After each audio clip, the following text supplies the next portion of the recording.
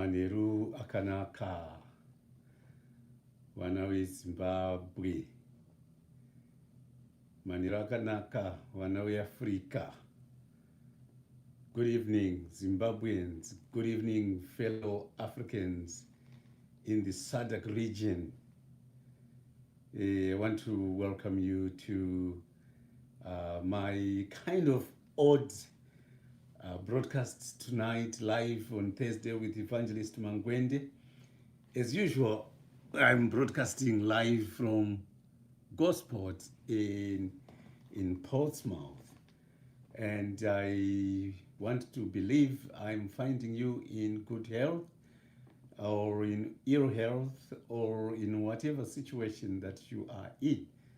And I want you to accept that you possibly are one of the lucky ones who have managed to be able to sit and listen to my evening chats, because there are other people who really wanted to have this opportunity, but because of other circumstances beyond their control, catastrophic circumstances, they have not managed to be afforded the same opportunity but you have.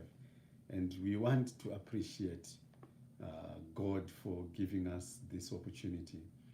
Like I always say, I will always say this, and I will always repeat it every time that I start one of my live chats, that we need to learn to appreciate and accept the situation that we are in and be able to be in the present moment with it, because that is what is there.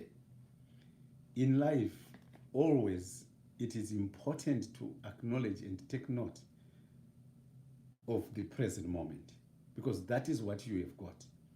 That which is tomorrow, you don't have. It is only if God's mercies allows you to get to tomorrow. Those that are gone, they are gone. It's the past. There is one thing about the past. It is very hard for the past to harm you. It doesn't harm you.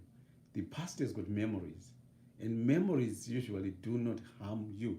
They just bring up things that possibly you might have forgotten, flashbacks and things like that. But if you put your mind to the present moment, you will actually notice and realize that yesterday cannot harm you today.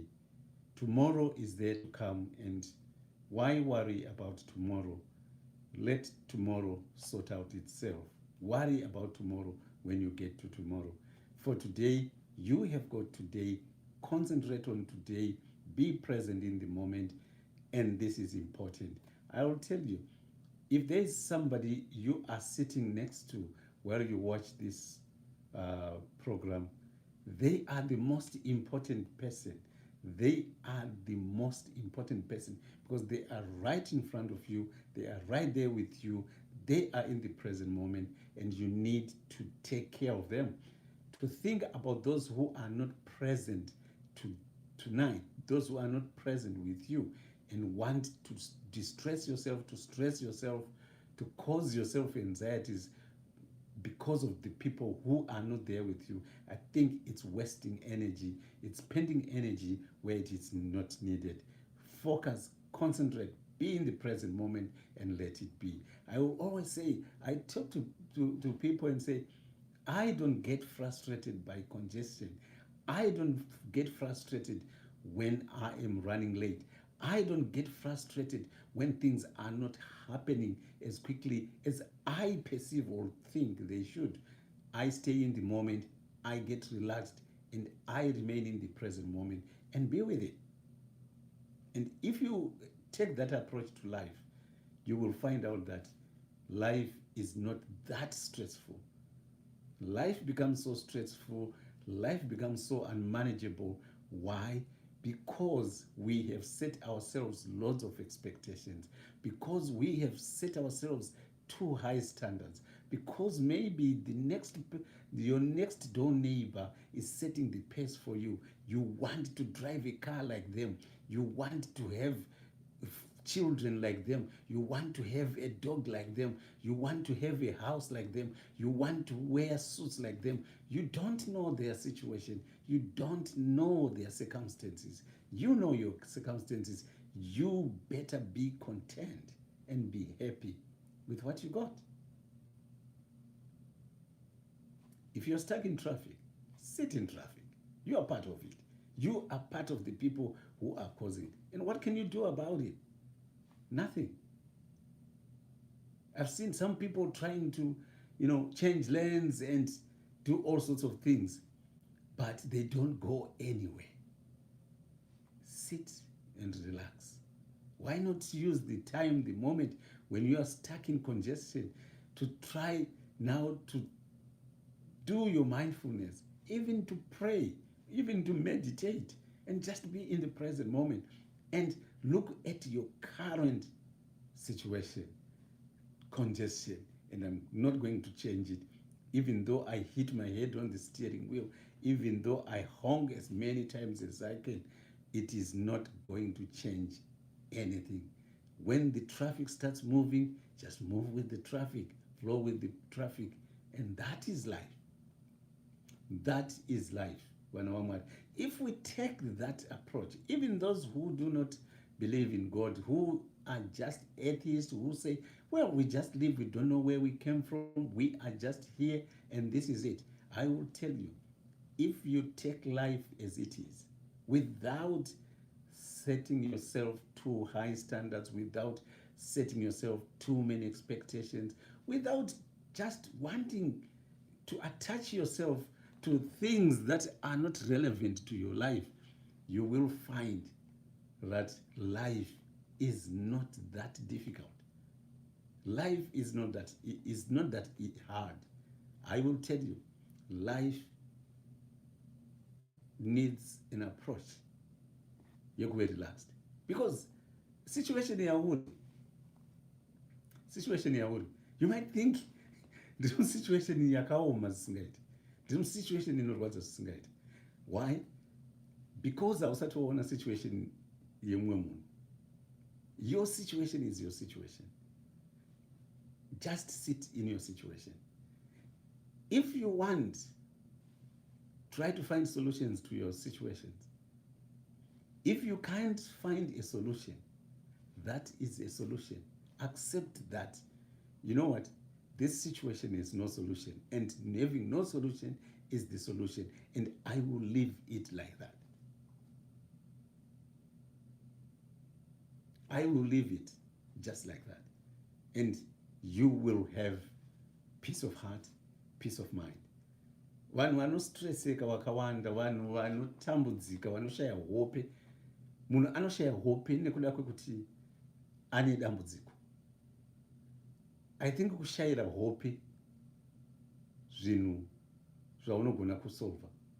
Ukangori kushayira hope zvinhu zvaunokwanisa kusolva iwo kuti no, I cannot sleep because I've got the solution. I'm just waiting for the sun to come up so that I can leave the house and go and dig all that dirt, move it, and clear that rubble, and clear all the rubbish in my house, and done, it's clean. That's better. But if you uri kushayirwa hope pane chinhu chausina solution, then uri kutambisa nguva yako, uri kutongozvitambisira valuable time. You should be sleeping. You should be sleeping. That's my take. You should be sleeping. There are so many things that happen in life. So many things that happen in life. And people think, oh my God. Kushayiwa mari is not a problem. Kushayiwa mari, it's not a problem. Kuwane mari, it's not a problem. No. It becomes a problem only because you're thinking life is all about money. It becomes a problem when you think that's the only thing that can make my life move. Yet the truth is, no. Upenyu haudi mari kuti ufambe. Upenyu hunoda peace of mind kuti ufambe. Upenyu hunoda peace of heart kuti ufambe. You can have billions if you don't have peace of mind. Upenyu hunongokurwadza. That's why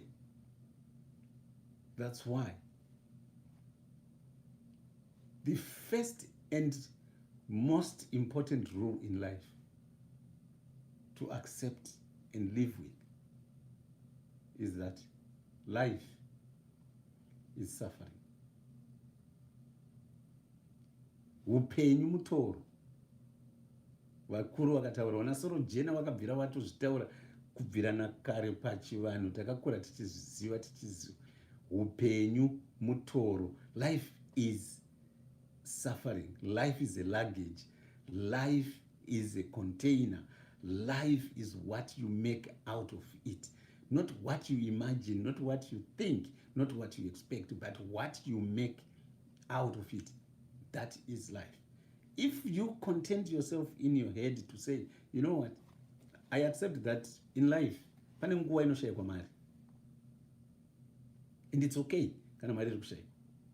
Pane nguva inoshayikwa zvekudya, mari uinayo. And it's okay kushaya zvekudya iwo mari uinayo. Pane nguva inorwariwa. Pane nguva yekuchembera. Idzi ndebvu dzachena idzi hatina kumbozvarwa, takatozvarwa tisina ndebvu. That's a living fact. Tazvarwa tisina ndebvu.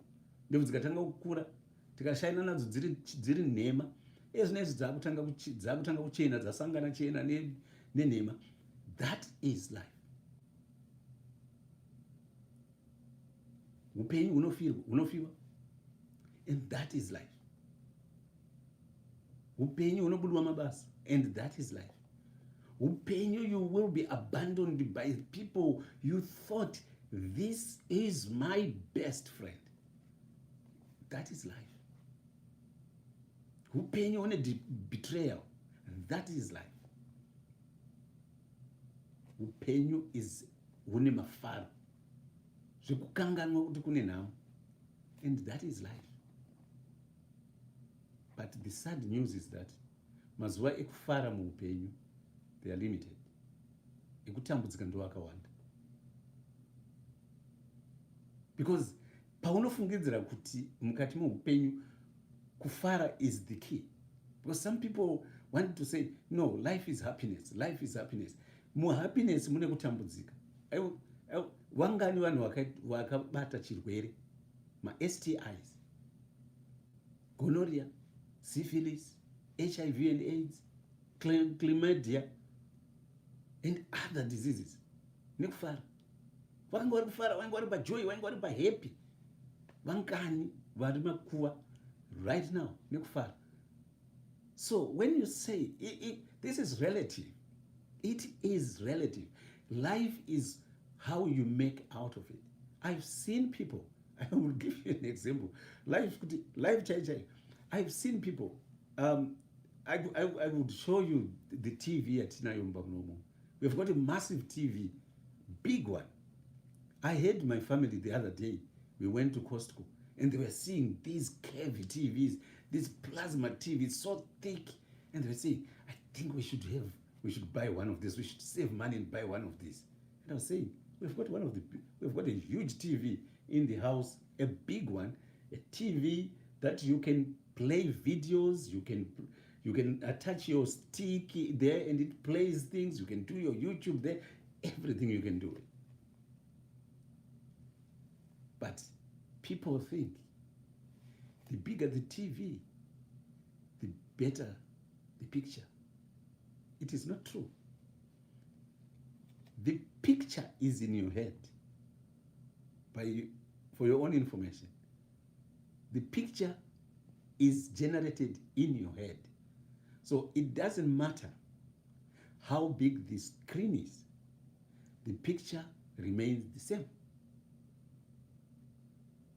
We only see the size of the TV. We only see the size of the screen of the TV kana tichinge takadzima TV tisiri kuiwatcha But the moment we start watching and concentrate on the TV, we cease to see the size and we just see the picture. That's why tichinakidzwa nekuona even bhora pafoni. Ndosaka tichinakidzwa nekuona even mafilm pafoni, and screen your phone is small, but you can watch. Per iPad, you can find. Per laptop, you can watch football. Mukanakidzwa, munowacha mafilm mukanakidzwa, and the action still remains the same. This is life. If you chase a lot of things, if you start chasing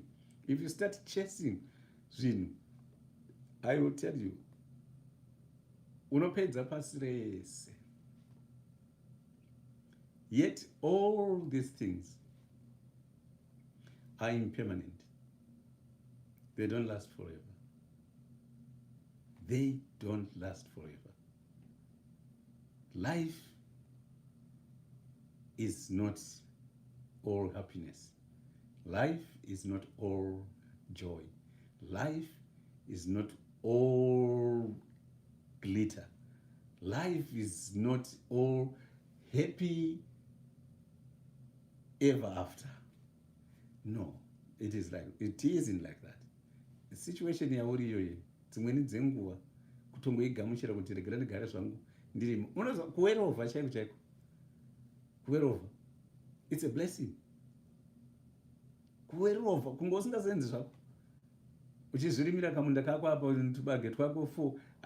And talking about kurima, ndakaona imwe video yakatendera paWhatsApp where this white farmer was saying, you know what, if people really wanted to produce chibage chekudya pamba for a family of 5, zvese zvatakaita zviya zvekupanana mazihectare nemazihectare umakaro, you only need dhunduru 1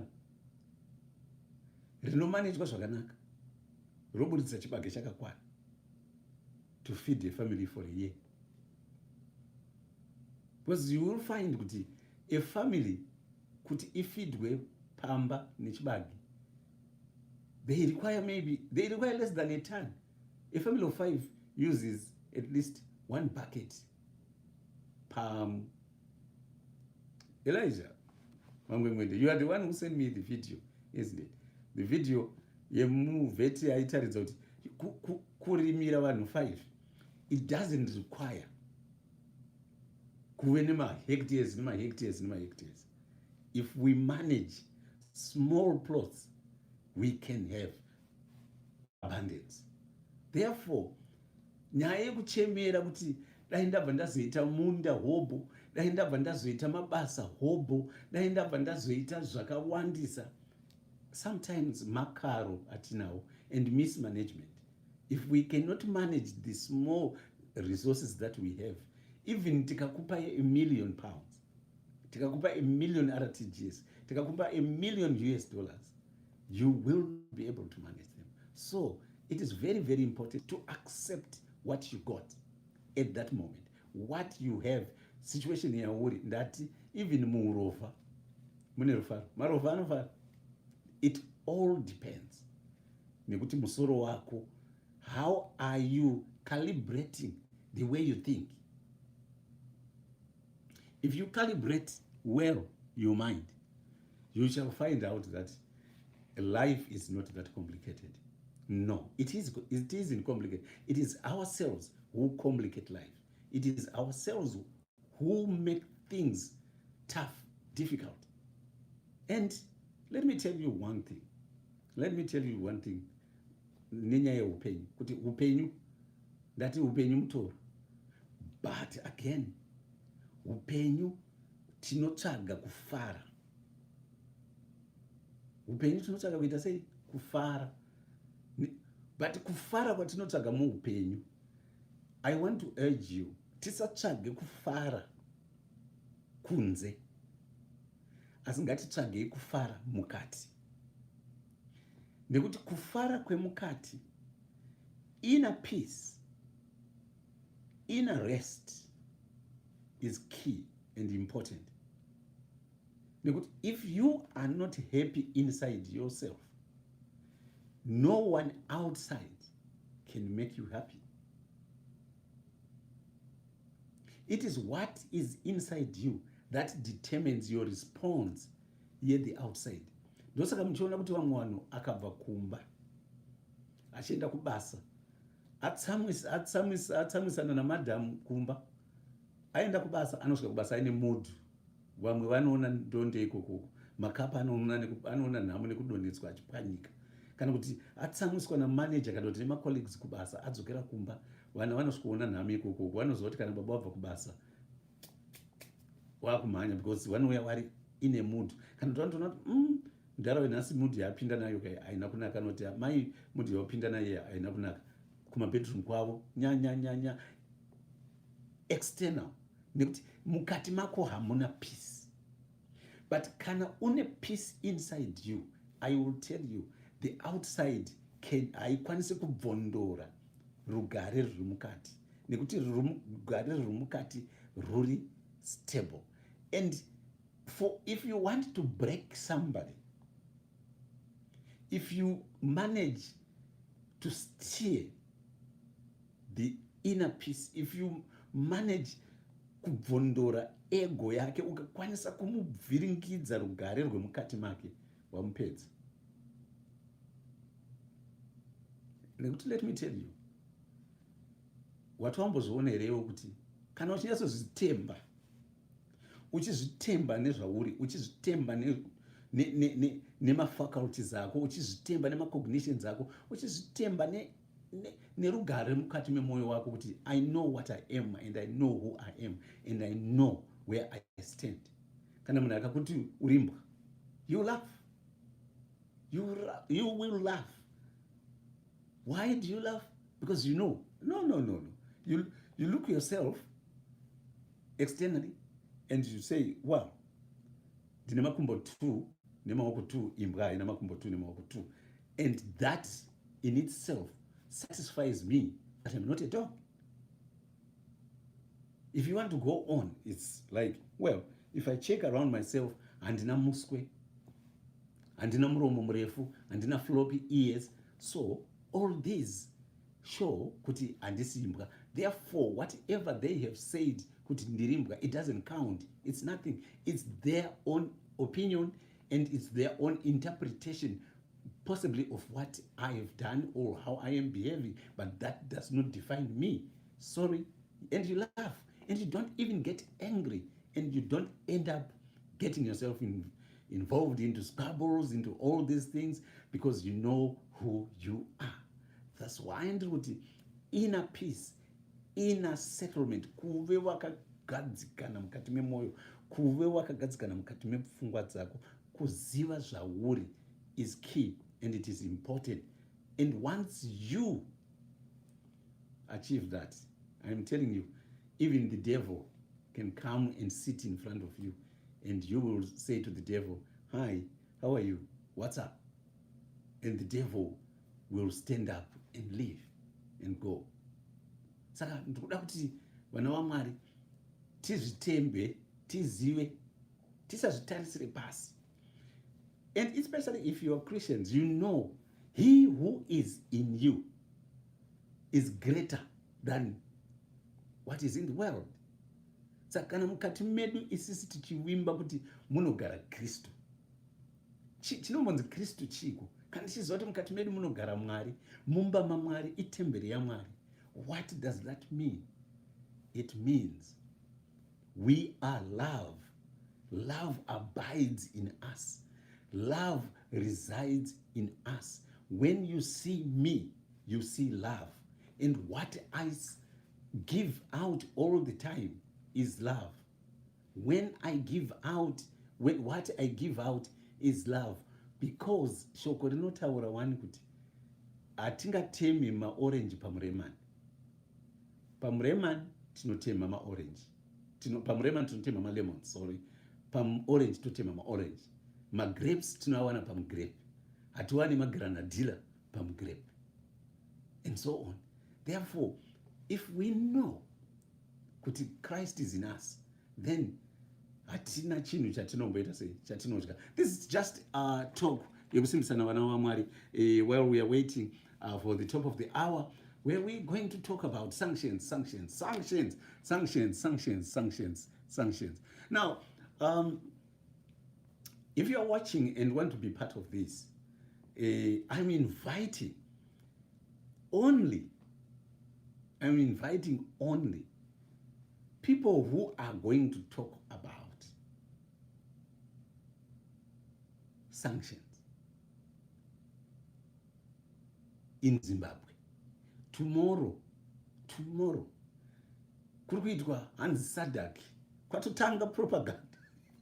I love this world. This world is awesome. This world is wonderful. I tell you, we will never have another planet yekugara tiri wapenyu like this.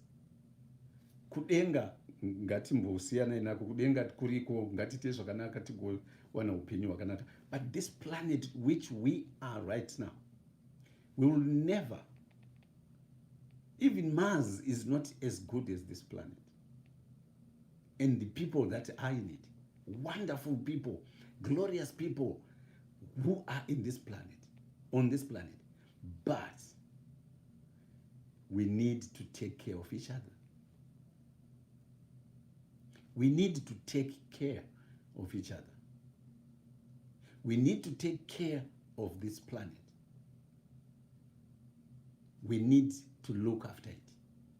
We need to look after each other. Sevana vaMwari. We need to look after each other. Sevanhu, just as human beings.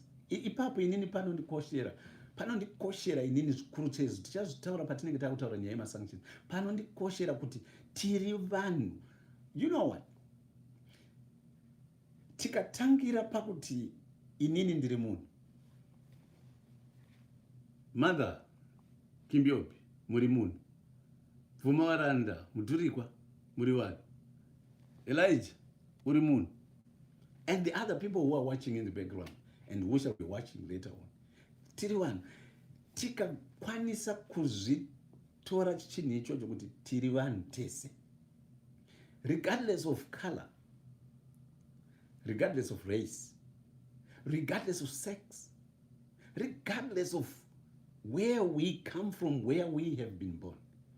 But the fact yekuti we are all human and we share the same DNA. Tinenge tatanga taking care of each other. If we then acknowledge, second, kuti inini ndikaswinywa ndikazviswinya kudai so, I feel pain. Zvazvinotranslated to is ndikaswinyawo Elijah anonzwa pain. Elijah akaswinya Vumawaranda vanonzwa pain. Akaswinya Mother Kimbiopi vanonzwa pain. Zvinoita kuti tichiti handifunge kuti zvakakodzera kuti mubi yangu arwadziwe nekuti inini handidi kurwadziwa. Atirwadzise the next person. 2, 3. Nekuziva kwatinoita kuti isisu pasi pano sepasi kune ma-disasters, kune ma-catastrophes, kune zvimwe zvinhu zvinoitika mukati meupenyu. Some people will end up in pain which they did not ask for. But nekuda kuti upenyu ndozvaunoita. Unounza marwadzo nezvinhu zvakasiyana siyana. When I started, I said, zvinhu zvinounza kutambudzika pasi panapa zvakasiyana siyana. Tochiti now, when you see a fellow human being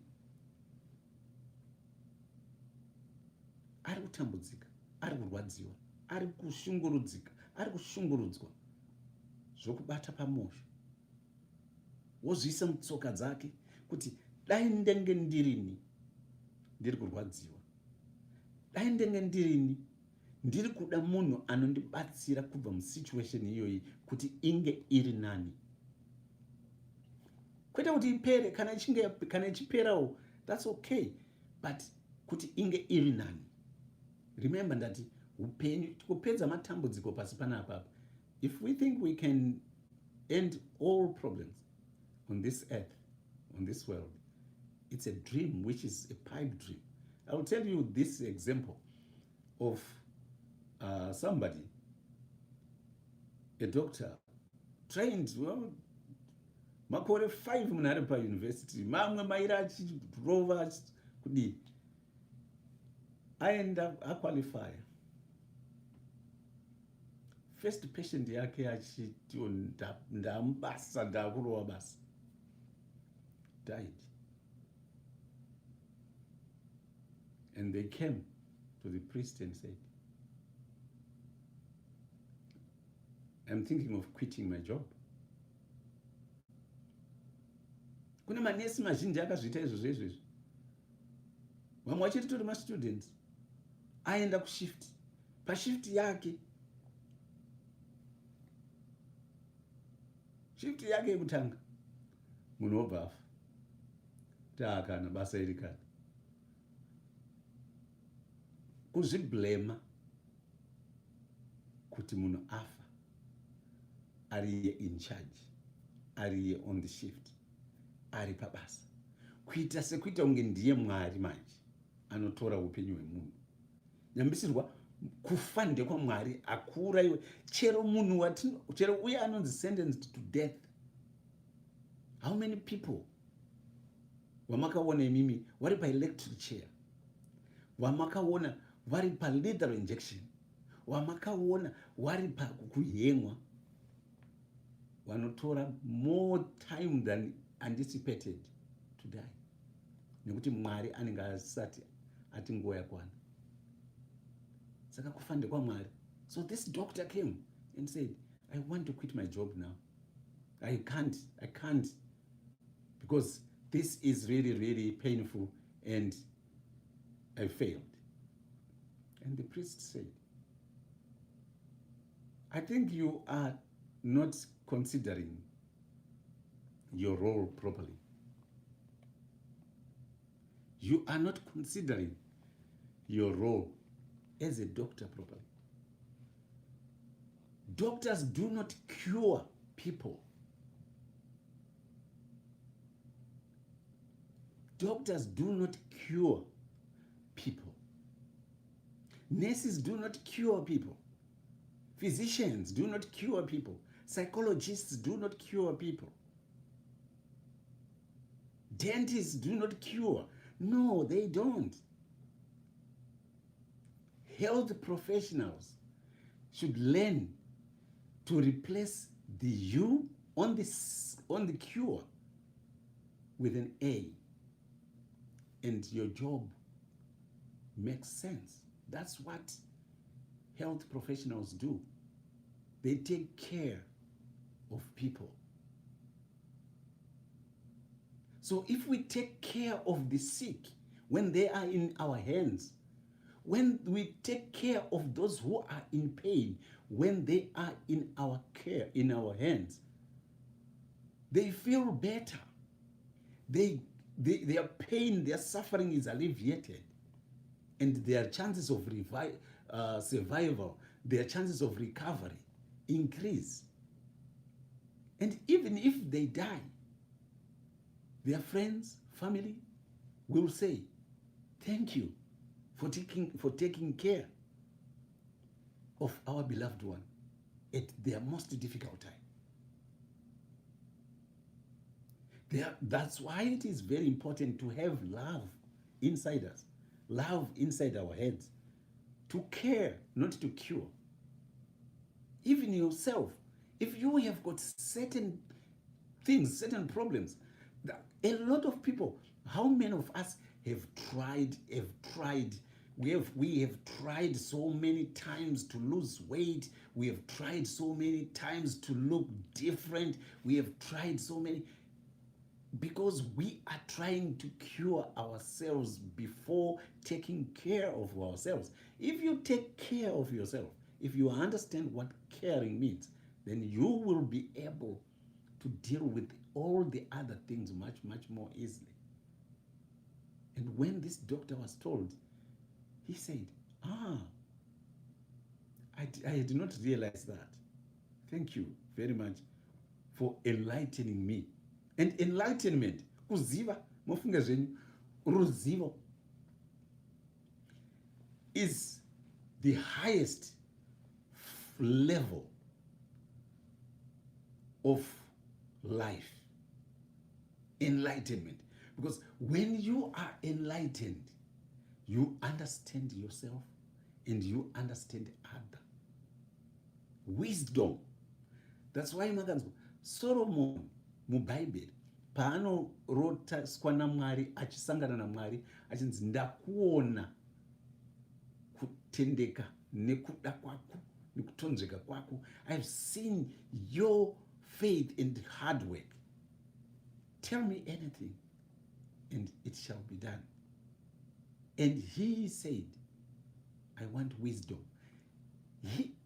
Aitarisa malevels eupenyu. At the top of the things that you need to actually have, you must pray for wisdom. Ruzivo. Because kana waita ruzivo, zvese zvimwe zvinotevera zvega, they just fall into place. Because you will understand kuenzanisa. I don't want to use the word judge, because judgment, it's like you want to punish somebody. But you will be able to bring people to justice, to exercise justice. And justice is equal. There is no greater, there is no lower. We are all the same. Hakusina muGreek, hakusina muJuda, hakusina muSamaria, hakusina mukadzi, hakusina murume. We are all humans. And if we can afford that, to say, yes, we are all humans, I will tell you, we will have peace. Hakuna anoda kuexploita mwe. Hakuna anoda kuabuse mwe. And hakuna anoda kurwadzisa mwe. Very good evening. Evangelist Mangwende, as usual, broadcasting live from the small town of Gosport, muguta rakakura rinonzi Portsmouth. Ndinodaira kuti tiri kufamba tese zvakanaka. Mangwana kune demonstrations. Kune ma-demonstrations ari kunzi. They are earmarked for certain countries and Zimbabwe. And the government of Zimbabwe is embarking on a massive mobilization of people from all four corners of Zimbabwe to come to major cities in Zimbabwe and to Harare. And I hear there's going to be a massive gathering after the demonstrations. Nofunga dzichanosvika ku-US Embassy neku EU offices. Then was nopedzisira vanhu vakurufaro ku-National Sports Stadium kwavachange vachitaurirwa vachipiwa ma-speeches nevatungamiriri venyika. I love it. Ma-sanctions. Chii chinonzi ma-sanctions? Chimbori chii? Ma-sanctions. Chii chinonzi ma-sanctions? That if there are some people who want to come in and join to talk about sanctions in Zimbabwe, you feel free. This is going to be a one hour thing. So at top of the hour, 9 o'clock we'll be done. We will be done. This is just 1 hour, a 1 hour chat talking about sanctions. Now, ngatipinde mudzimba. Ngatimbopinde mudzimba. Mudzimba dzedu dzatinogara tinotarisira kuti tinogara zvakanaka nemhuri dzedu. Totarisira kuti tinogara zvakanaka nevana vedu. Tinotarisira kuti vana vedu vane mirayiro nemitemo yavanoteedzera. Mudzimba. Let's talk about mumba matiri. Nekuda kuti tikada kuenda kunze stereki. Tida kutaura nyaya yema-sanctions, tiri kurasika. Tiri kuda kutaura nyaya yemumba matinogara. isisu. Titaure nyaya yemasanctions kuti masanctions hakuna asinganzwisini kuti kana akusvika pastage yekuti akunzi munhu ngaatouya aitirwe demo, munhu wese anovaziva. So we are not going to defy sanctions, we are going to talk about them. Kuti mumba medu matinogara isisu chaimo chaimo mudzimba pana George Street pane vana vari pano, pane murayiro uri pano yavanoziva. Hatinombobvira tainyora pasi kuti inonyorwa mubhuku kudai so, no, asi iripo, it is passed from mouth to the other mouth to the ear. Inowaniziva kuti pamba pana apapa unofana kana tamuka makuseni tinoti mangwanani baba, mangwanani amai, tomutsana totanga kuita zvatinoita.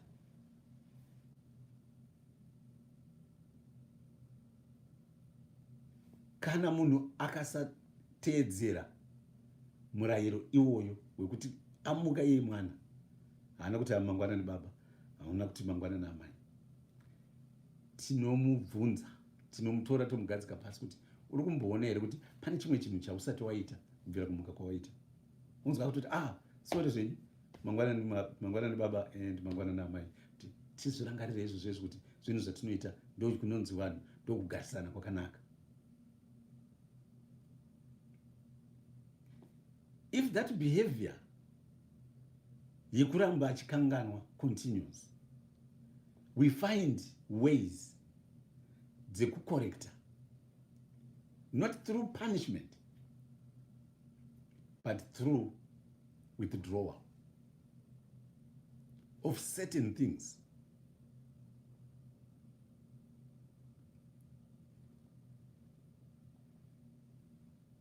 Kuzvikoro vanhu vanoziva kuti kune inonzi detention, kuti aite back in line. Ngatisiyei vana parutivi. Baba naamai, masanctions mudzimba anoitika masanctions mudzimba umu, vana baba naamai, handiti anoitika mudzimba umu. Amai havadi vanongori nekamuitiro kakwanonzwa pamusha pano panoitwa zvinhu takadai takadai takadai, asi ivo vakuita muitiro wavo pane masanctions.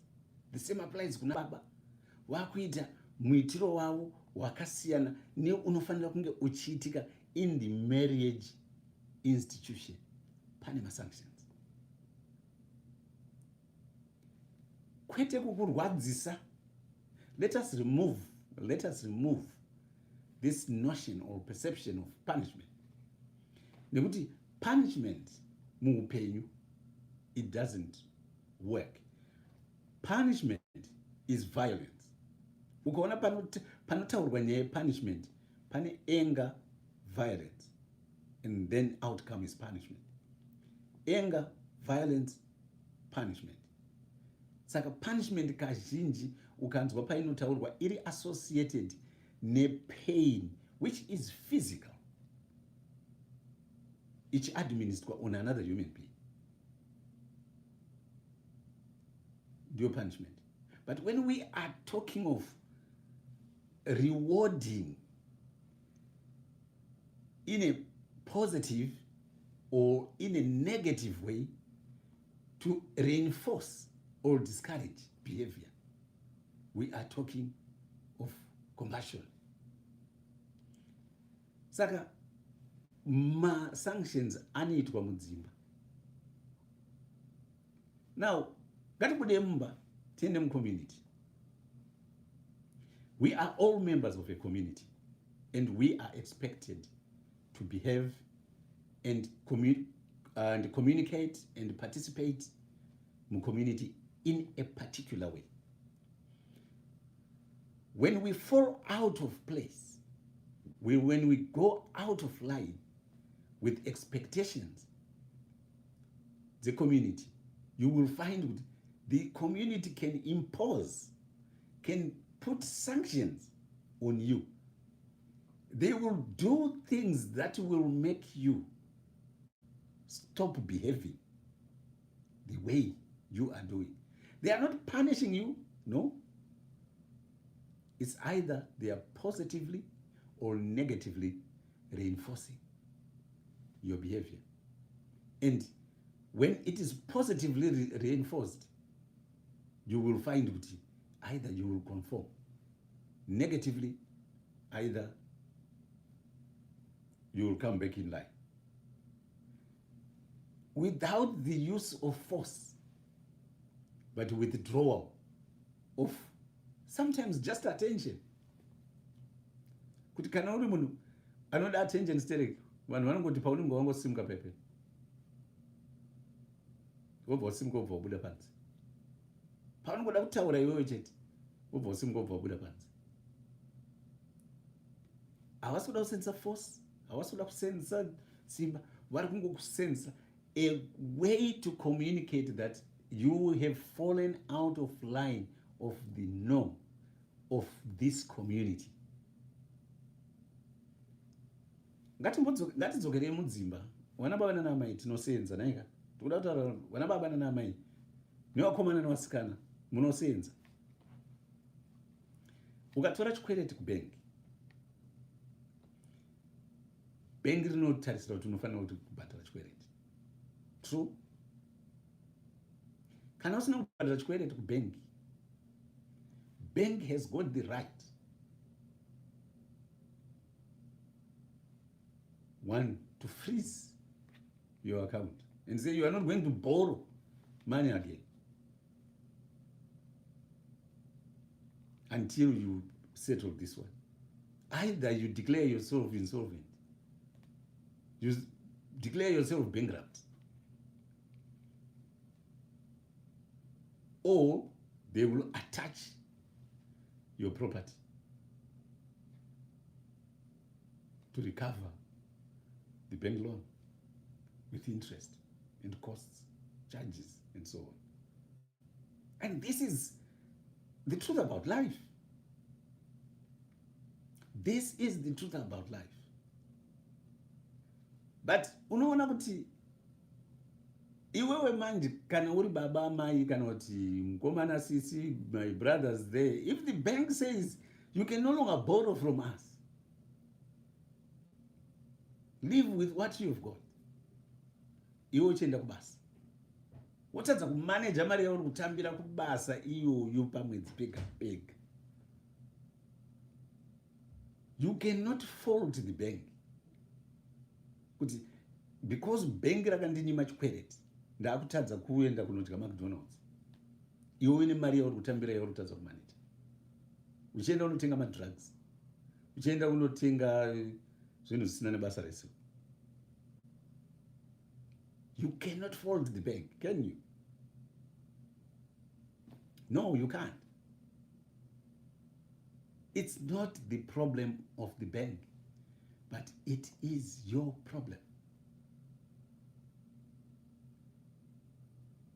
Pane chimwe chinhu chinoitika munyika munomu chandakaona, chekuti kana ukaenda kubhengi uchiti uri kuda loan yekuenda kuholiday, wanoikoshesa zvikuru loan iyo yekuita kunga haminazo. Kuenda kuholiday chaiyo chaiko, kuenda kubhengi mangwana chaiyo chaiko, ndikaenda kubhengi ndichiti ndikuda kuenda kuholiday musi weSunday but mari yangu iri kushota, saka ndikuda ka1000 kathazi kekuti ndiende ndinospenda kuholiday. I will tell you, I will bet my last pound. Wanondi 1 kukupa chikwereti chekuti uruda kutenga mota ka1, wanokupa kupa chikwereti chekuti ndikuda mortgage, vanogona kutambudza, zvogona kutambudza izvo zvinhu kuti chakura, but vanochiconsider futi zvakakura. Why do they consider those things? Because they look at them as things that are really, really necessary and basic to your existence in this country. Going on holiday is a big thing because they know that's where we go to burn out stress dzekumabasa dzeupenyu, tikuenda kumbonozorora. And musenzi ane pfungwa dzakazorora anosenza zvakanaka and anokwereta mari imwe and anobhadhara chikwereti. That's where they come from. Saka institutions can sanction us, banks can sanction you as an individual because of your failure to pay or of your misappropriation of the funds dzavanenge vakupa. Saka kana baba manyimwa loan kubhengi, musape bhengi mhosva kuti nhamo iri kutambwa pamusha pano ichikonzero chekuti ndakanyimwa loan kubhengi, imi muchienda kubasa. Amai, musape bhengi mhosva kuti dai pasina Standard Chartered, dai pasina Barclays, dai pasina Lloyds, dai inini ndiri kufara, ndiri kumhuri yangu panapa ichidya ichiguta stereki, asi nekuti wakandinyima chikwereti, wakabva wandifrizira neakaunti yangu just because ndakatadza kubhadhara chikwereti. That is a silly reason. We must reconsider. We must think kuti ichokwadi here kana kuti baba ava havagoni kuchengeta mhuri yavo. Nekuti vari kuwana baba vasingagoni kuchengeta mhuri yavo. Why? Because they abuse the funds that are available mumba mavo chaimo chaimo imomo. Vanodzisenzesa zvinhu zvisizvo.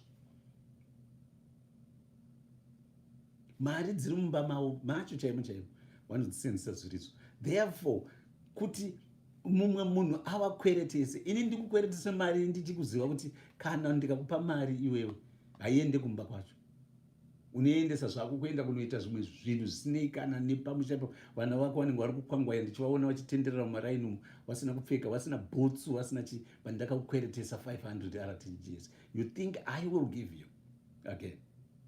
And kana ndakuti no, handisi kukupa, woti mhosva ndeyangu, ini ndakunyima mari. Simple logic. I'm just trying to use very, very simple logic to vana veZimbabwe vari kuda kuenda mangwana kunoita marching against sanctions on Zimbabwe. And for your own information, the truth be said, this information is available on Google. Kune vanhu vanotaura, ndati kana paine vane shungu yekuuya zvavo vanoda kuuya up and to talk about nyaya sanctions, because I know there's a lot of people out there. Some people actually, write to me directly inbox sometimes when I comment about sanctions on Twitter and so on. Kuti, are you really, really serious to say that Zimbabwe is not under sanctions? And I've always said, yeah, I'm serious. Zimbabwe haisi pama sanctions. No, haisi.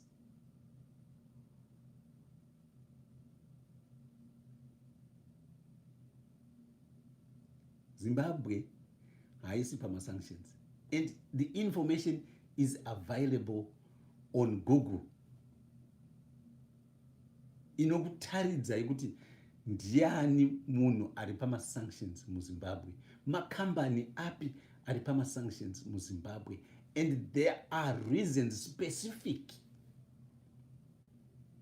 specifically stating why those companies and their associates and those people and the companies they own and their associates, why they have been put on sanctions. Let's take example of the recent addition to the sanctions list. This recent addition to the sanctions list, General Sanyatwe. General Sanyatwe is a recent addition onto the sanction list. Why? Why? Because of the shootings of August 1 of innocent, unarmed civilians who were rightfully demonstrating and asking for the presidential result to be announced on time. Simple. So if there is someone who is in their right minds and can argue that putting such a person on a sanctions list is irrelevant and inappropriate, then we need to start talking about where has your conscience gone? Where is your wisdom? Where has your wisdom gone? Because Sanyatwe is not Zimbabwe, is a Zimbabwean.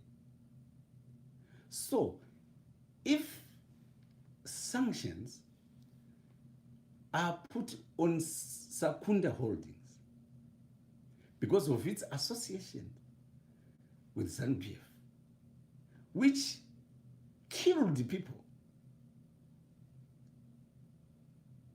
from Gukuraundi to 2008, to Murambachina, to 2018, to 2019, and just recently, hama yangu Tamangani.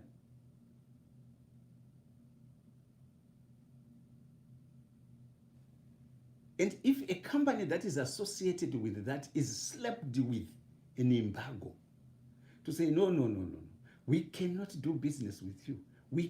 You cannot import, you cannot buy cars from us, or you cannot buy weapons from us because you do not use them appropriately. So that sanction is inhuman, it is irrelevant, it is inappropriate. We need to revisit the way we think. And if we are going to march, if you are going to be part of the people who are going to march against sanctions, you must have read widely about Zidera. You must have read it to understand what it means. Because I'm telling you, I've heard buses are going to ferry people from all over, bringing them to Harare.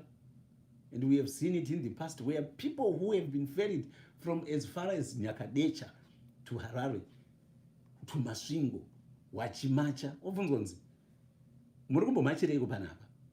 Notaura kuti, tangokwidzwa bhazi. Tikanzi handi kune zviri kuitika kumasvingo, kune zviri kuitika kuHarare. Ameno zvine zvemasanctions. Okay, saka masanctions acho ambori eiko? Masanctions acho ambori ei? Akaiswa nani? Akaiswa United States. Okay, United States yakakuisira masanctions, sure. Chibage chamuri kutambira kumamisha uku, mafuta amuri kupiwa kumamisha uku, beans dzamuri kupiwa kumamisha uku, dzakanzi kudii mapackets adzo? United States of America aid, United US aid. Saka US munaiziva here kuti iyo US yacho iri kutaurwa ndeipi? Munoziva kuti kune vamwe vanhu vari kumusha uku vachiri kuzifunga kuti Britain ichiri kutongwa naTony Blair. This is how the issue of sanction has been turned into a weapon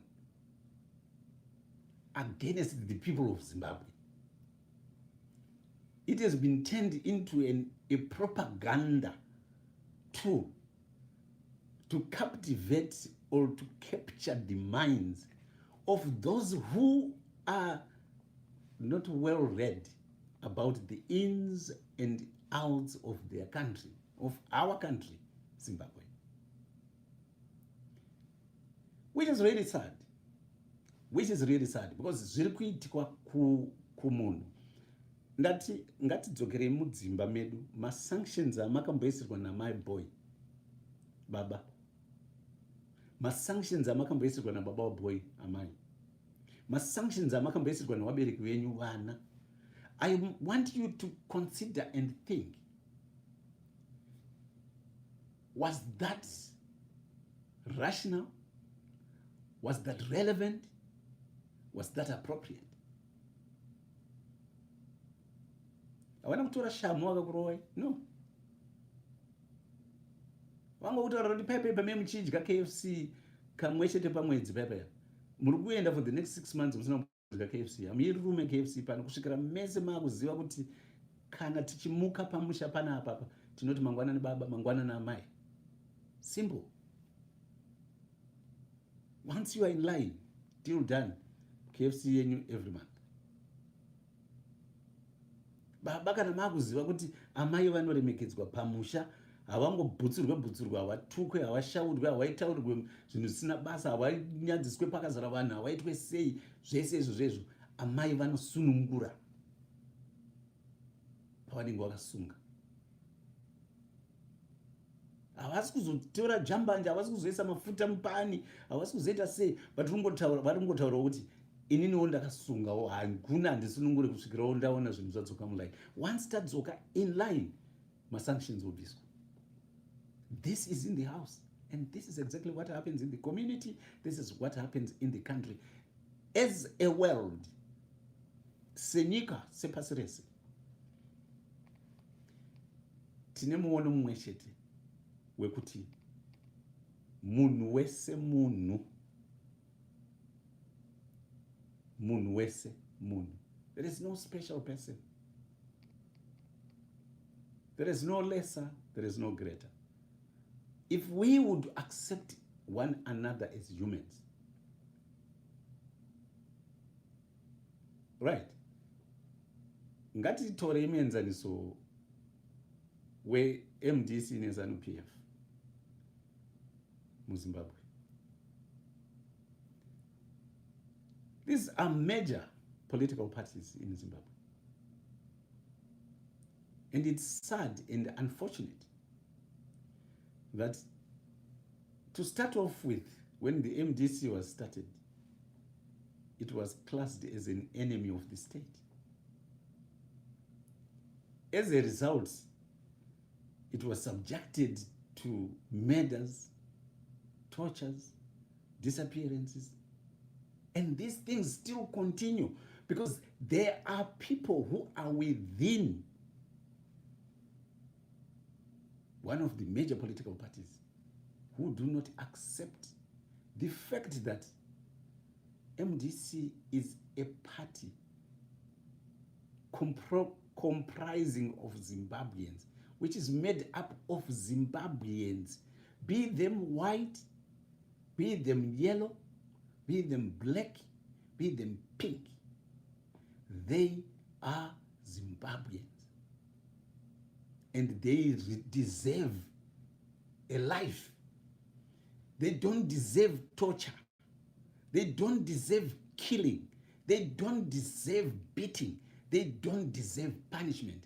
They don't deserve exclusion. They deserve love, kindness. There's nothing to forgive. They deserve empathy. They deserve compassion. Because they are Zimbabweans.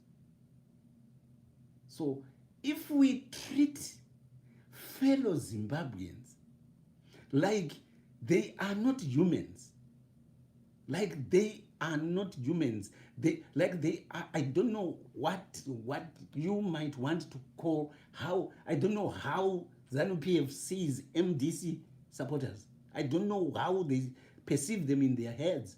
Because if they really considered them as humans, because kuZANU-PF kuna na Mangwende, ku MDC kuna na Mangwende. Saka Mangwende ari ku ZANU-PF, kana achikwanisa kutora demo rekutema Mangwende ari ku MDC,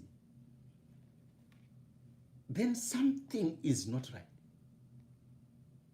Saka kana Mangwende ari ku ZANU-PF akuisirwa sanction rekuti atidi kukuona ku United Kingdom iwewe, hautsiki ku United Kingdom. Nechikonzero chekuti wakatema Mangwende mubiyako, munhu wemutupo mumwe chete newe, wedzinza rimwe chete newe, nedemo nekuda kuti anosupporta a different political party, then ndoti ndichaenda kunomacha tomorrow against that sanction. Then we need to reconsider. We need to recalibrate our minds. We need to recalibrate the way we think. Maybe we haven't accepted the fact that we are all humans and we are all equal. We are still in that frame of mind where we think there is a certain group of people who are better than others, and they deserve to treat others roughly. Sezvatinoita muka, you know zvatinoita muka, vanhu uselfish hwedu sevanhu. I know kuti Bible rinotaura kuti takapiwa simba over animals and everything and plants and things like that, but I said we need to take care of this world.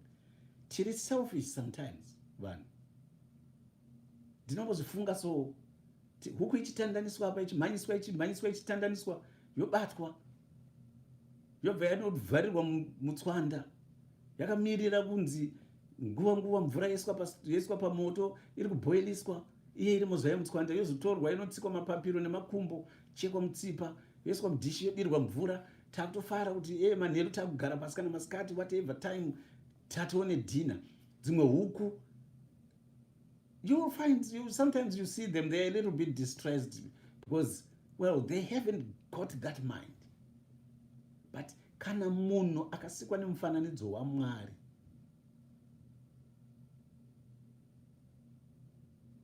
akutreatwa the same nehama yake just because of political differences. Tinomutandanisa kumumhanyisa zvekuti du sehuku, tomubata tomusunga maoko nemakumbo, tomubhoirisira mvura apa akatarisa, tapedza tomurova tomudira mvura inopisa, tomucherera gomba tomukanda pari mupenyu tomufushira. Zvichiitwa nemunhu kune mumwe. Then United States yoti United Nations Charter inotaura chinhu pamusoro pema-human rights. Constitution yenyika yenyu inotaura pamusoro pema-rights. Ndakupai tsamba iri kuna 2 Kings pa ya 6. Mukaiverenga mukamhanya nayo inokutaurirai panobatwa vaAsiria. Mwari avapofamadza, Elisha akumbira, voendeswa pamberi pamambo, zvonzi tovauraya here vanhu avo vese avo. They say no, we can't kill them, they are humans, we can't kill them. These are humans. We are not at war anymore. These are captured now. Tawa capture. Saka tawa kunda. What is the reason to kill them? There's no reason. Bring food. Give them water. Wakadziri warape maronda. Waite sei? Wachene. Vadya vaguta. Mowaisa pamabhiza. Mowaendesa kunyika yavo. This was an enemy. Yakaitirwa zvinhu izvi. And God smiled.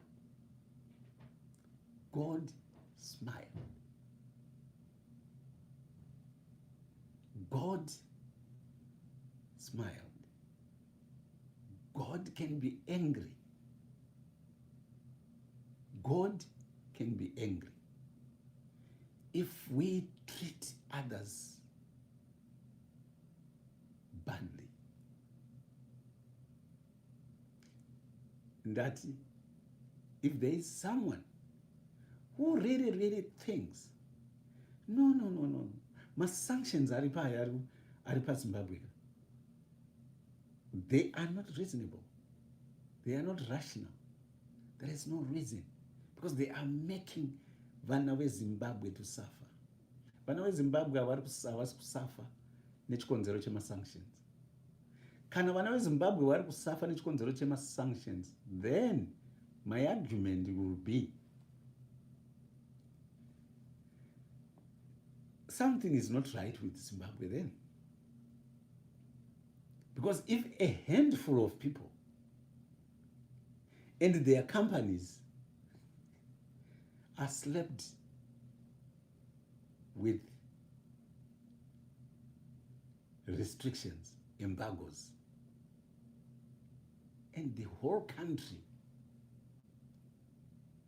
breaks down. It must ring a bell.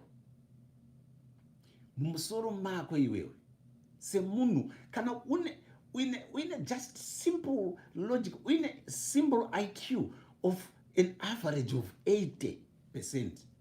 It's an simple, an average IQ of 80, or even let us lower it down to 50, IQ of 50. You should be able to say something is not right. Why is it that kungoitirwa sanctions pana chiwenga?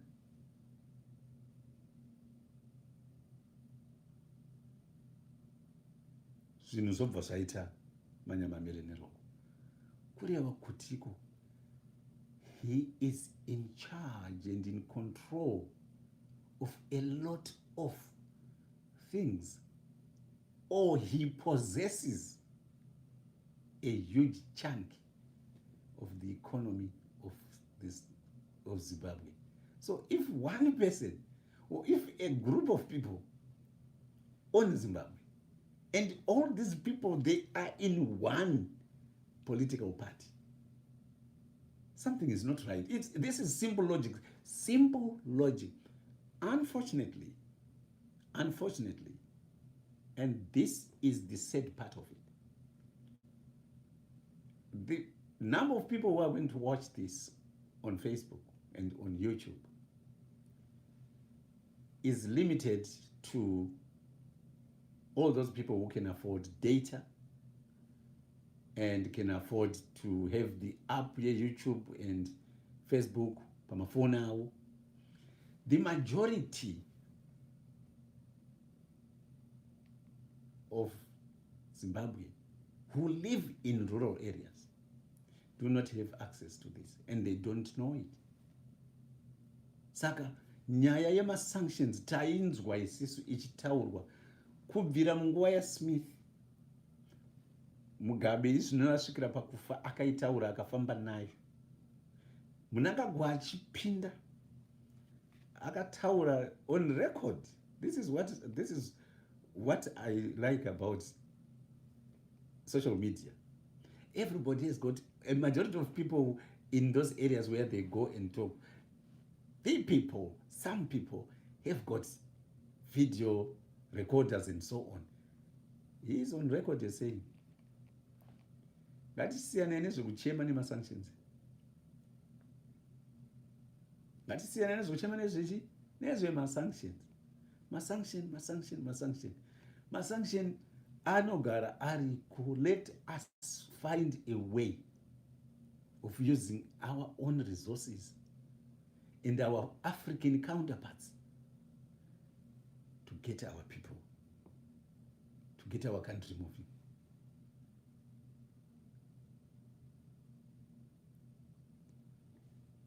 Kana kuri kusmagula, Smith aismagula.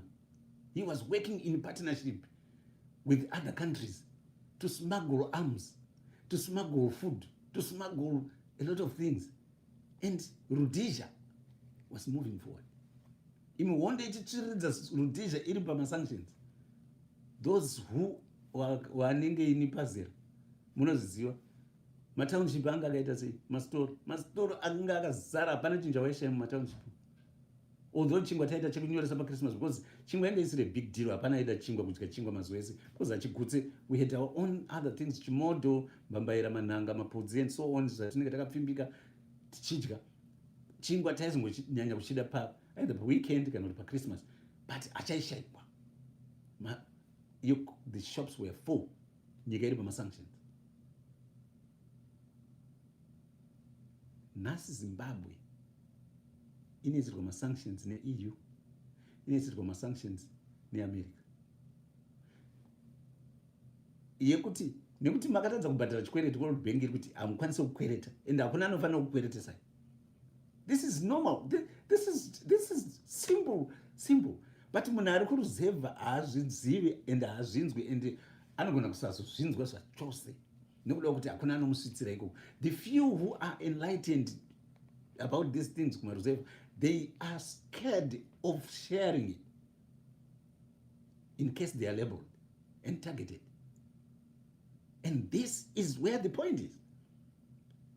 If munyika mako kana uchitya kutaura kukanganisa kwemunhu, ndine urombo nemukomana weZANU-PF ari kufamba aita break record panonzi paWhatsApp achitaura kuti Mnangagwa is an idiot and hapana kana zvamunondita, hapana kana zvamunonditendi, kana muchida unomutaurira ndemunomutaurira because he has failed. Ndine urombo naye kuti handizive kuti anosvitswa kupi, but ndiri ndisaMnangagwa, ndiri ndiMnangagwa.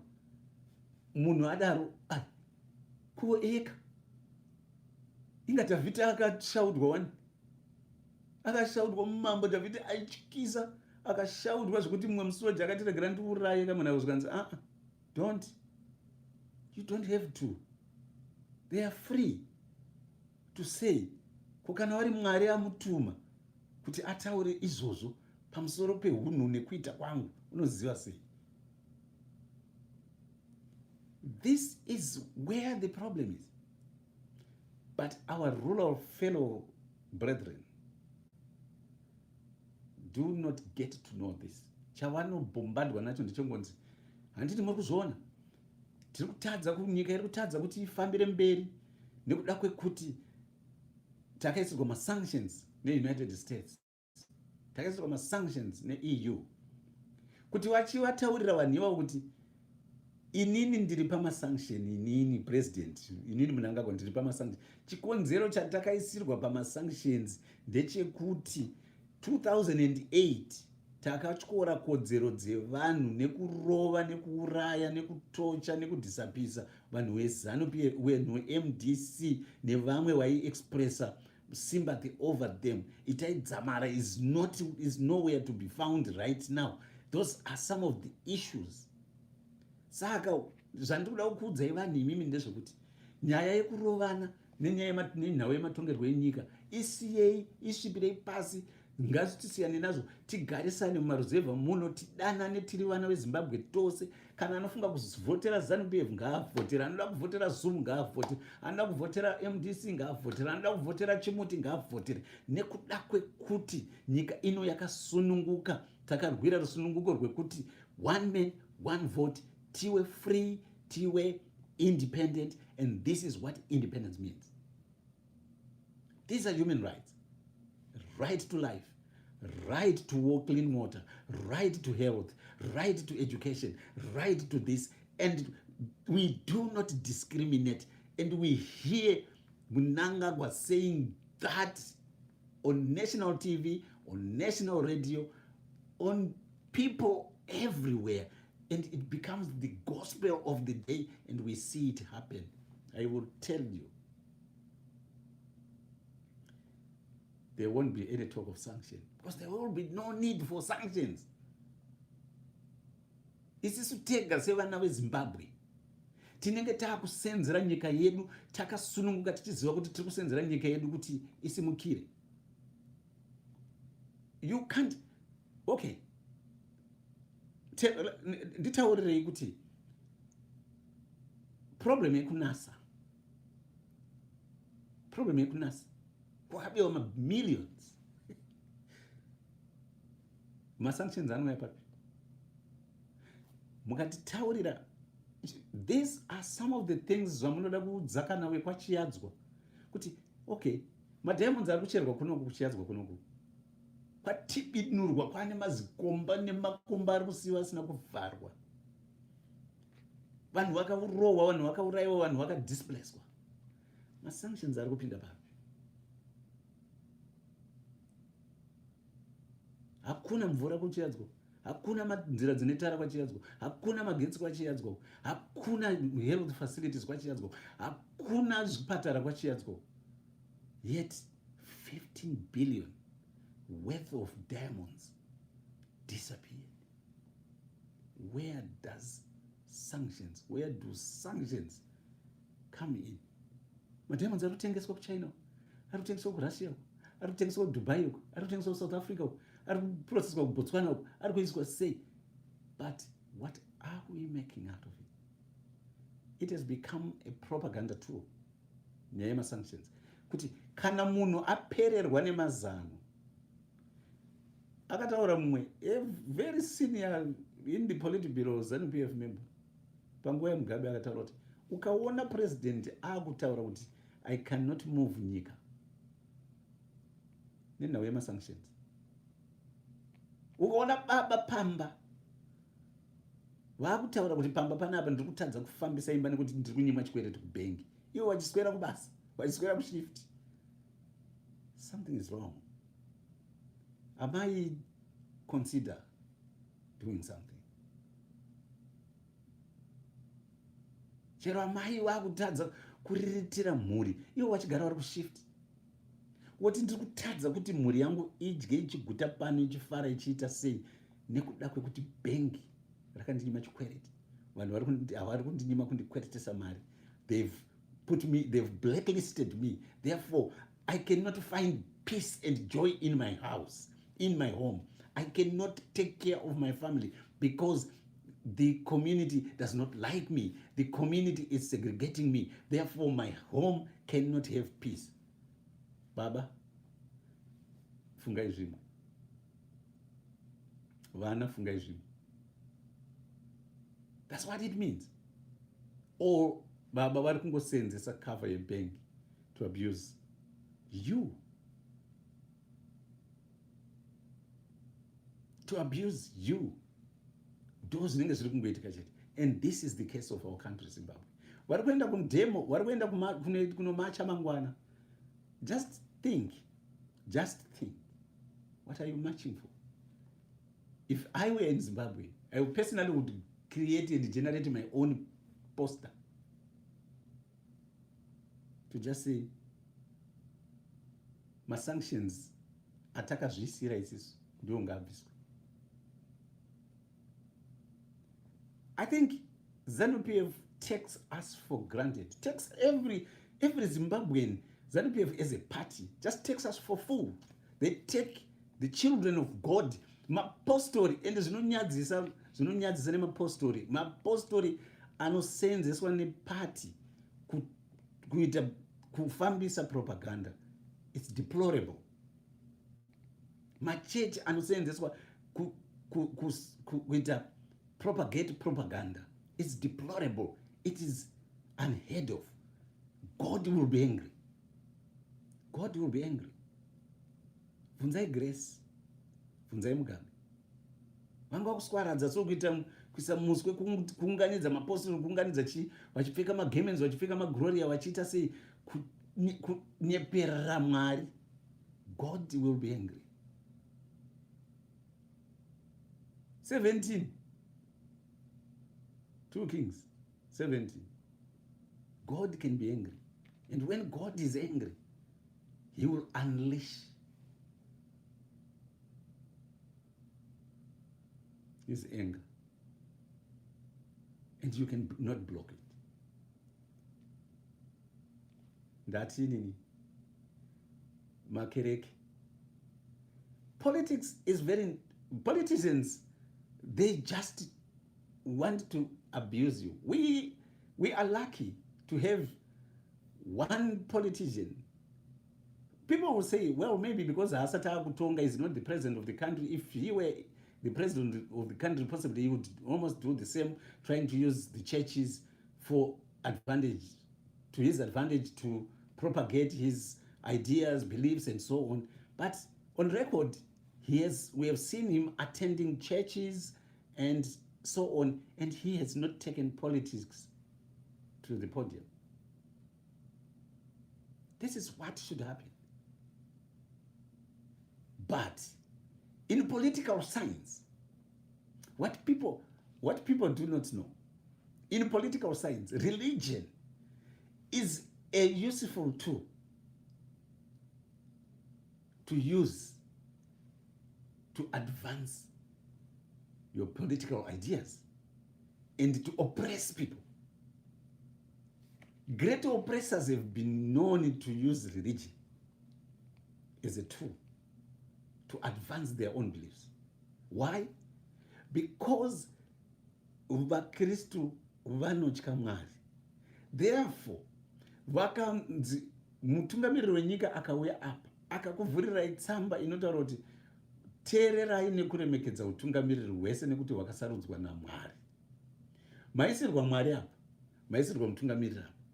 Chikuru chamuchaita imi ndechekuti hamudi kutsamwisa Mwari nekuti muri kutadza kuteerera mutungamiriri. Therefore, you would follow God if this is what will impress mutungamiriri.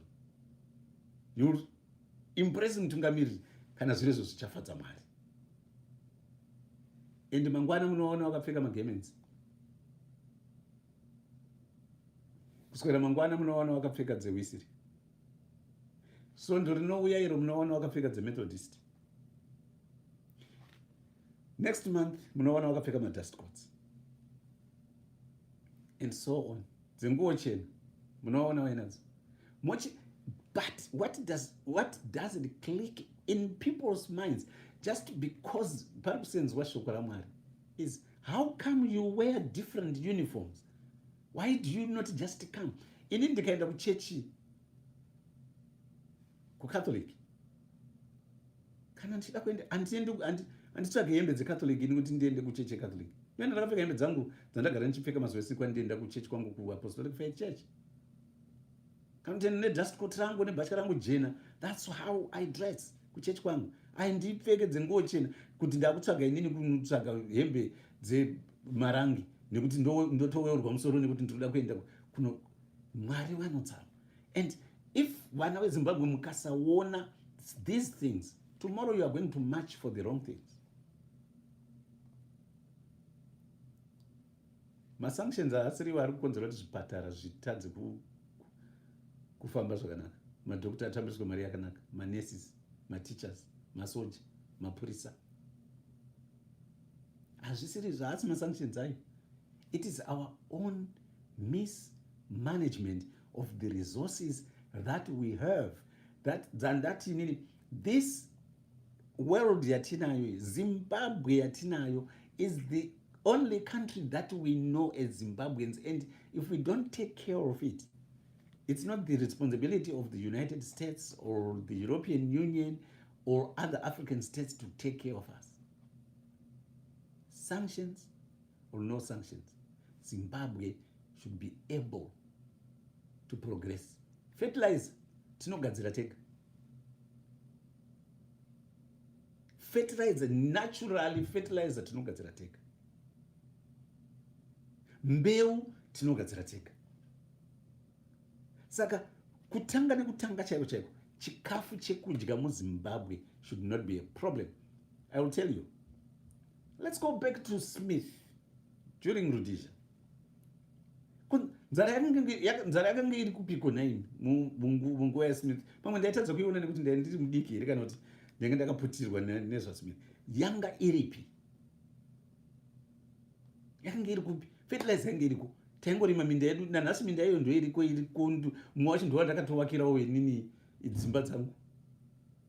Iyo minda iyo ichiriko nanhasi ndo inorimwa. Nanhasi vanhu vepamba pedu isisu havatsvage chibage chekunopiwa. Kosei vamwe vanhu vari kungogarira kupiwa? It's very simple. It's manipulation. Munhu anokupa ndiye munhu anocontrol.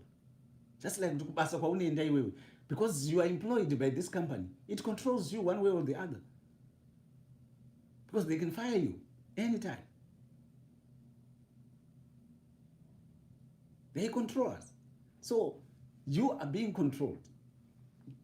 Kucreaterwa situation yekuti muigare muine nzara all the time.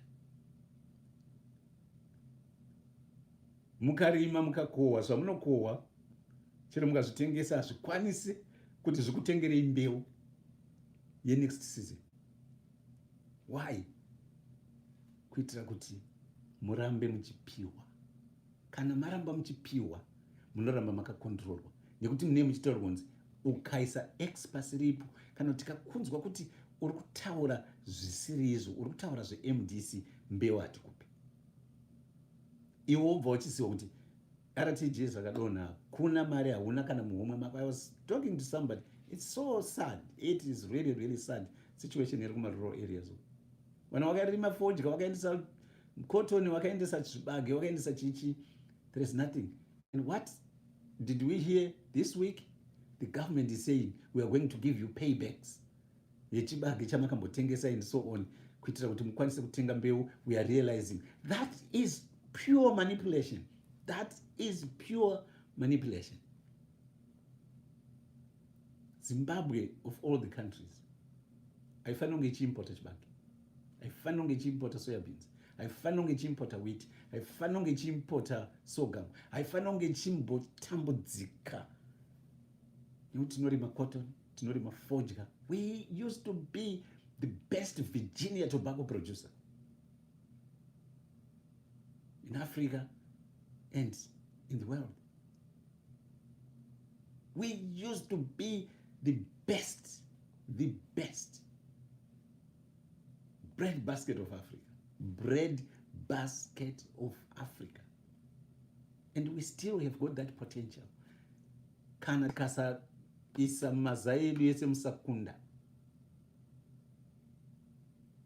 Command Agriculture, which I saw had they are contemplating, because Command Agriculture is now synonymous with Kubamari. Yakuda on smart agriculture. It will never be smart. Why nyika kutoita program yekuti inofanira kupa vanhu mbeu all the time? That should just die a natural death. Slowly, people should be made independent. Unopa munhu ari kumunda murefu mbeu all the time. What's that about? Unopa munhu akapiwa prazi mbeu nefertilizer nekumurimira all the time. How many years kutabva kutora minda? 10 so years. What's that all about? More than 10 years, more than 15 years. Munhu akapiwa, munhu achiri kupiwa mbeu every year. It just spells disaster. And when the European Union says, you know what? We know you. By the way, our time is up. We can talk until tomorrow. And let me just say, by the way, when the European Union, nana United States, nana Russia, nana China,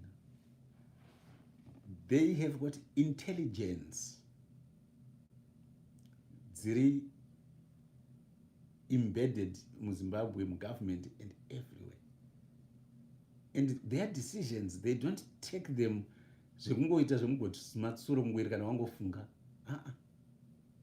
one of governing institutions in their countries anowa kwesena nekuwa scrutinizer nekuwa regulator kuti zvinhu zvavari kuita hausi hudzvanyiriri kune dzimwe nyika here kana kuti kwete. So they know when they say Zimbabwe government is abusing human rights, it is true. When they say Zimbabwe government is responsible for the abductions and torture that is happening right now, they know it. It is true because they have got information. You would be shocked. They know some of the things that just because of security reasons, they cannot reveal them. It's like that plane, that Malaysian plane which disappeared. Yes, it has disappeared, but no plane disappears into thin air in this world because the world is watched 24/8. 25/8. My pastors in the sometimes we live on borrowed time, on borrowed hours, borrowed months, borrowed weeks. The world is watched by massive cameras that are up there, satellites that are there, that are tracking everything that is moving on this earth. And they know where that plane vanished to. But for security reasons, because they want to keep their secrets about their surveillance equipment out there. They don't say, they won't say, but come some years to come, when they've declassified them, we will know. Chandiri kutaurira izvi ndechekuti vanhu vachaenda kumarch tomorrow, just remember, it is not about the United States. It's not about the EU. We don't want their money. We might want their money to borrow to beef ourselves up here and there. Nekuti hakuna munhu anorarama asina chikwereti, vanhu vese vanokwereta pasi rineri and so on and so on. But it shouldn't be the reason why Zimbabwe is in its current state. It is in its current state not because of sanctions, but because of our misrule, our misgovernance. Vanhu vakawanda havazivi zvinoitika pasi. Isu takambogara nevanosenza mudzihurumende, tinoziva nekuverenga mabhuku, nekuona, nekutaura. We know. What we see on the surface is the tip. The real deal is underneath. Sanctions, Mnangagwa apererwa. Hurumende, let me not say Mnangagwa is per se, because Mnangagwa is ane vanhu vake vanomutenderedza. Ndiye zvakanitadza kusarudza vanhu chaivo chaivo vanomutenderedza kuti vaite zvinhu zvine musoro, vachipromotana zvemadhara. And by the way, my youth is ZANU-PF, please, ngatimukei, ngatichechukei naika. Madhara aya akaenda kuhondo vari vana vadiki. Vanachiwenga vakaenda kuhondo vari 16, 13, possibly 13, 14 years, 17 years. Vakanotanga kurova pfutuku, vakakura kuita mageneral kudidi, vakadzoka vasati vambosvika 40 years avo, vakatungamira nyika. Kana vachitaura kuti nyika haidi kutungamirwa nemwana mudiki, vari kushora not only the MDC, even miwe ZANU-PF muri kutsemurwa kuti youth amufunge. Is that true? That is not true. That is not true. Kukura pamakore is not equals to wisdom. It is not equals to enlightenment. It is not equals to intelligence. Kukura pamakore is not equals to knowledge. Kune vana vadiki vane knowledge, vane ruzivo. Pane pamwe paunoda direction, yes, but vane knowledge. Vana Mark Zuckerberg, iye zvinezvi tiri kubroadcasta live on Facebook, live on YouTube. He is all over. He's a billionaire, one of the richest guys in the world. Mwana mudiki diki. Saka vanhu vachifunga kuti kuita mudiki, then pfungwa dzako hadzisenzi. That is really, really, really sad. And coming, vanhu votonzwa vanhu kuomberera. Zimbabweans kuomberera, especially maZANU-PF. Kungoomberera zvese. Hatishadi Mnangagwa, tirakuda Mugabe. Aiwa. Hatishadi Joyce Mujuru, taakuda Ningirini. Aiwa, hatishadi Mugabe, hatishadi Joyce Mujuru, taakuda Mnangagwa. Very soon baba vanhu vakati hatishadi Mnangagwa,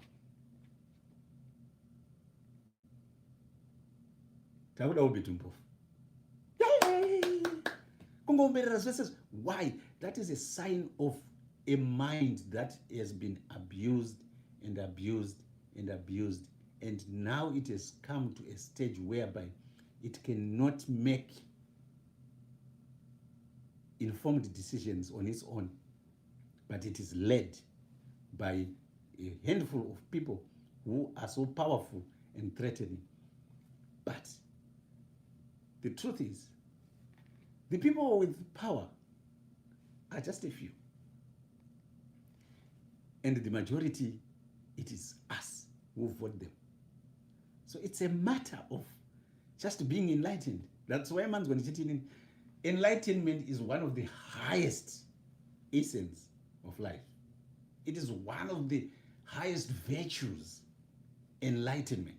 It's one of the highest virtues, because once you have attained enlightenment, you understand.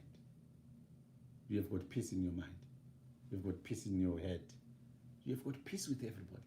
I don't hate ZANU-PF. I don't hate them. I love them. I feel sorry for them.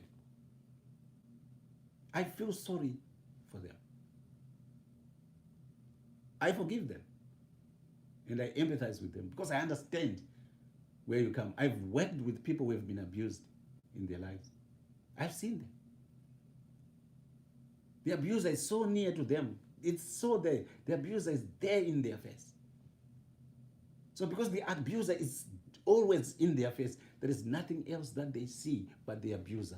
And whatever the abuser is saying, it's right. Because if I oppose them, they are going to punish me. And it will hurt. And I don't want to hurt. Or if I don't agree with them, I will disappoint them. And that is not good because they take care of me. Yet, no, they are not taking care of you. Hakuna munhu anokuda anokurwadzisa. Munhu anokuda hakurwadzisi. Ukaona munhu anokuda achikurwadzisa, oenda unokutengera maruva kana kuti oenda unokutengera chimwe chinhu kana kuti okuigira present, okuigira gift. Hakusi kuti anokuda. No.